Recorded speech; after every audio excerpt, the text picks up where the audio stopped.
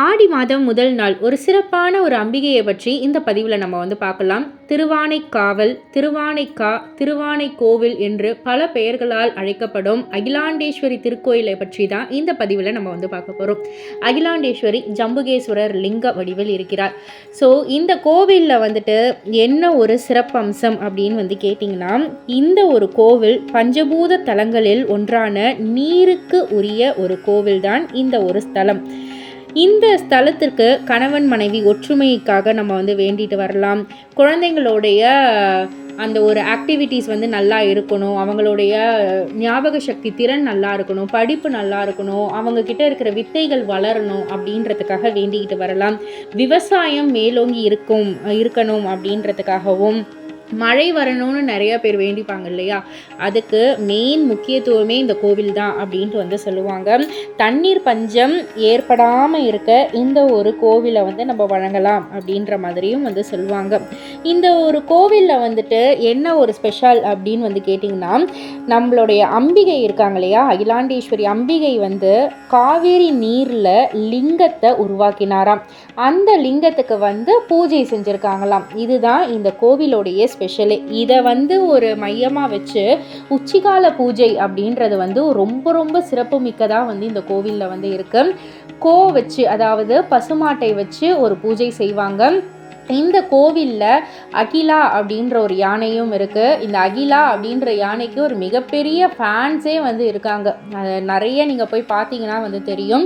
So இந்த யானையை கூட்டிகிட்டு அங்கே இருக்கிற அர்ச்சகர் அம்பன் போல் மேலே கிரீடம் வச்சு சேலை கட்டி அந்த மாதிரி அந்த நீர், காவேரி நீரை எடுத்துகிட்டு நம்ம ஜம்புகேஸ்வரர் லிங்கத்துக்கு பூஜை செய்வாங்களாம்.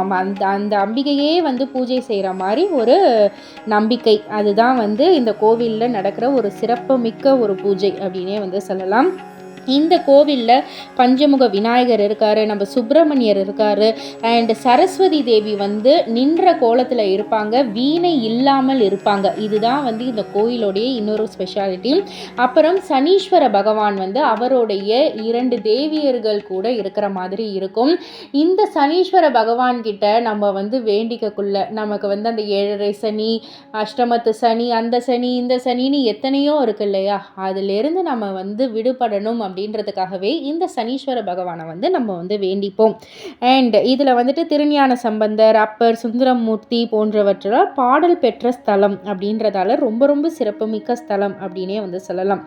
அண்ட் இந்த கோவில் அம்பிகை கன்னியாகவே இருக்காங்க அப்படின்றது தான் ஒரு நம்பிக்கை, ஒரு ஐதீகம் மாதிரி.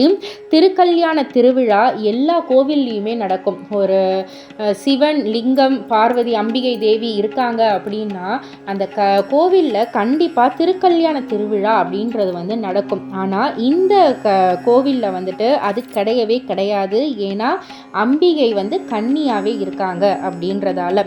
அதே போல் இந்த கோவிலில் பள்ளியறை பூஜையும் கிடையாது.